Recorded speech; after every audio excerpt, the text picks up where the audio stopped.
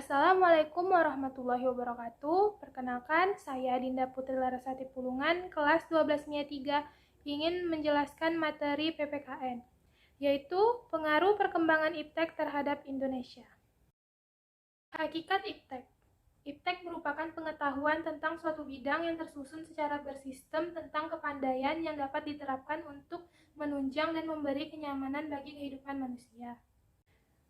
Beberapa perkembangan iptek di Indonesia. Yang pertama, perkembangan teknologi sebelum abad ke-20, yaitu 1. Di bidang pertanian diciptakan sistem terasering, 2. Di bidang kelautan dibangunnya perahu layar, 3. Di bidang busana mengenal teknologi membatik. Perkembangan teknologi pada awal abad ke-20. 1. Pendirian Lembaga Ilmu Pengetahuan Indonesia atau LIPI di bidang komunikasi, diadakannya sistem satelit domestik PALAPA. 2. Didirikannya Lembaga Persiapan Industri Penerbangan. 3. Didirikannya Industri Pesawat Terbang Nurtanio atau IPTN yang menjadi PT Dirgantara Indonesia. Kemajuan iptek membawa pengaruh besar bagi manusia. Namun, pengaruh tersebut tidak hanya bersifat positif, melainkan juga bersifat negatif. Berikut pengaruh kemajuan iptek terhadap bidang kehidupan. 1. Aspek politik. Pengaruh positif. 1. Semakin mudahnya pelaksanaan sosialisasi politik. 2. Meningkatnya partisipasi politik sehingga akan meningkatnya kualitas dan kuantitas kebijakan publik oleh pemerintah. Berkembangnya media massa menjadi sarana menyebarkan berita tentang pemeliharaan kehidupan politik. Pengaruh negatif. 1. Masyarakat semakin sadar akan isu politik dan menjadi senjata untuk memprotes pemerintah. 2. Semakin dikenalnya ideologi asing, jika tidak bisa memfilter akan mempengaruhi pemikiran akan paham ideologi lain. 2. Aspek ekonomi. Pengaruh positif.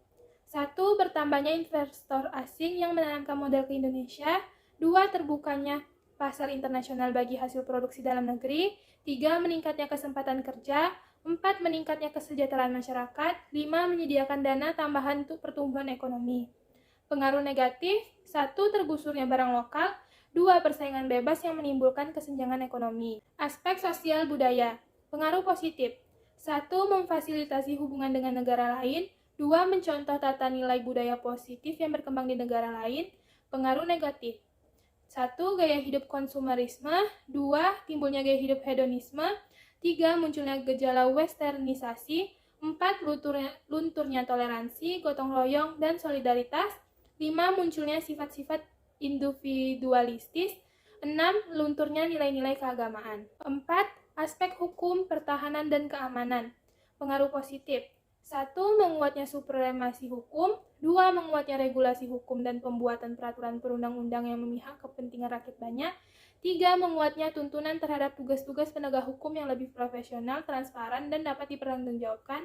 4. Menguatnya supremasi sipil dengan mendudukan tentara dan polisi sebatas penjaga keamanan, kedaulatan, dan ketertiban negara. Pengaruh negatif. 1. Tidak stabilnya kondisi keamanan bangsa dan negara karena adanya tindakan anarkis masyarakat. 2. Berkurangnya peran serta masyarakat dalam pertahanan dan keamanan. Membangun sikap selektif dalam menghadapi berbagai pengaruh kemajuan iptek. Sikap tanggung jawab dalam pengembangan iptek. Teknologi merupakan kebutuhan bagi setiap orang. Setiap orang harus bertanggung jawab dalam mempelajari dan menerapkan teknologi dalam kehidupannya. Dengan kata lain, bahwa pemanfaatan dan pengembangan iptek harus dilakukan demi kesejahteraan rakyat. Penerapan dan pemanfaatan hasil iptek harus mengingat pada etika sosial manusia atau etika moral serta nilai-nilai agama. Sikap selektif terhadap perkembangan iptek. 1. Di bidang politik.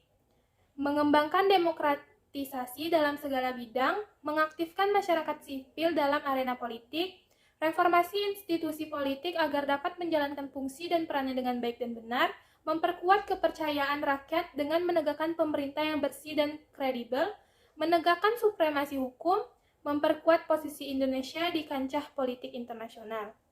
2. Di bidang ekonomi. Menerapkan sistem ekonomi kerakyatan dengan mewujudkan hal-hal berikut. Sistem ekonomi dikembangkan untuk memperkuat produksi domestik untuk pasar dalam negeri sehingga memperkuat perekonomian rakyat. Pertanian dijadikan prioritas utama, industri-industri harus menggunakan bahan baku dari dalam negeri, menyelenggarakan perekonomian berorientasi pada kesejahteraan rakyat, independen dari badan multi multilateral, IMF, Bank Dunia, dan WTO. Memperkuat kerjasama dengan sesama negara, berkembang untuk bersama-sama menghadapi kepentingan negara maju. Sosial budaya. Terbukanya terhadap inovasi dan perubahan, berorientasi ke masa depan daripada masa lalu, dapat memanfaatkan kegunaan iptek, menghargai pekerjaan sesuai dengan prestasi, menggunakan potensi lingkungan secara tepat untuk pembangunan berkelanjutan, menghargai dan menghormati hak asasi manusia.